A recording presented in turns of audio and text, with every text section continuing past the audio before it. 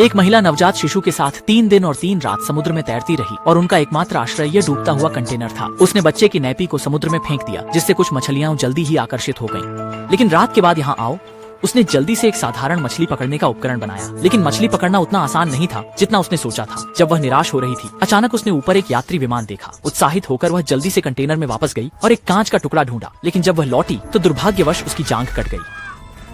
Teng की परवाह किए बिना वह तुरंत उठकर मदद के लिए चिल्लाई, लेकिन दूरी बहुत ज्यादा थी। विमान में लोग उसे देख नहीं सके। घाव के संक्रमण को रोकने के लिए उसने शराब से घाव को साफ किया और फिर ईयरफोन की तार से घाव को सिल दिया। तीव्र दर्द ने उसे लगभग बेहोश कर दिया। मछली पकड़ने के लिए पोषण की पूर्ति के लिए उसने ईयरफोन की तार से एक साधारण मछली पकड़ने का जाल बुना। जाल को समुद्र में डालने के बाद उसने एक डायपर चारे के रूप में रखा और फिर चुपचाप मछली के फंसने का इंतजार करने लगी।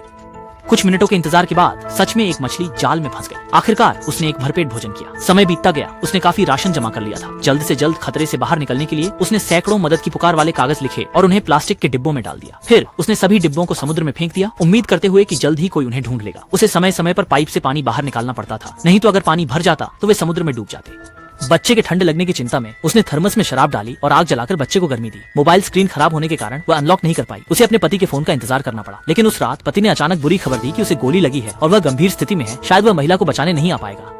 वह रोते हुए महिला से कहता है कि वह मजबूती से जी। महिला यह सुनकर बहुत दुखी होती है, लेकिन वह शिकायत नहीं करती, बल्कि अपने बच्चे के जन्म की बात अपने पति को बताती है। फिर वह अपने पति से कहती है कि वह बच्चे से कुछ दिल को छू लेने वाली बातें कहे और बच्चे का नाम नोनो रख देती है।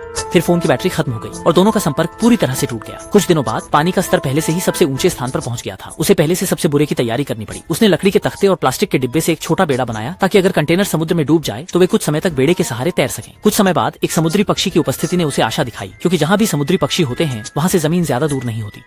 लेकिन अच्छी स्थिति ज्यादा देर तक नहीं रही। रात में इस्तेमाल की गई सीलिंग स्ट्रिप अचानक गिर गई और पानी तेजी से कंटेनर में भरने लगा। ये देखकर उसने संग्रहित भोजन को वापस लाने की कोशिश की, लेकिन एक रस्सी ने उसके पैर को जकड़ लिया। मजबूरन उसे पानी के नीचे जाकर रस्सी को काटना पड़ा। काफी मेहनत के बाद वह आखिरकार खतरे से बाहर निकल सका। लेकिन जब वह पानी की सतह पर आया तो बच्चा पहले ही कहीं बह चुका था।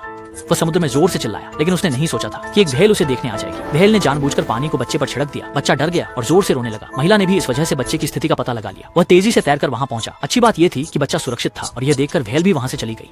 इस तरह वे पूरी रात समुद्र में तैरते रहे। महिला जानती थी कि उसने अपनी पूरी कोशिश की है। उसने बच्चे का हाथ पकड़कर कुछ विदाई के शब्द कहे। समुद्री पक्षी को देखकर उसने डिब्बे में से मछली निकाल ली। जल्द ही एक झुंड समुद्री पक्षियों का ध्यान आकर्षित हुआ। उसी समय एक मछली पकड़ने वाली नाव वहां से गुजरी। उन्होंने समुद्री पक्षियों की असामान्यता को देखा और तुरंत नाव को वहां ले गए। इसके बाद उन्होंने बच्चे को मछली पकड़ने वाली नाव पर बचा लिया। रस्सी के सहारे उन्होंने फिर से उस महिला को ढूंढ लिया, लेकिन इस समय महिला की हालत बहुत नाजुक थी। अच्छी बात यह थी कि दयालु मछुआरों ने हार नहीं मानी और कुछ समय की कोशिश के बाद आखिरकार महिला को बचा लिया। ये कल्पना करना कठिन है कि एक महिला पूरे 1 महीने तक समुद्र में तैरती रही और अपनी दृढ़ इच्छा शक्ति के बल पर बच्चे के साथ जीवित रही। मातृत्व की महान शक्ति की प्रशंसा करनी ही पड़ेगी।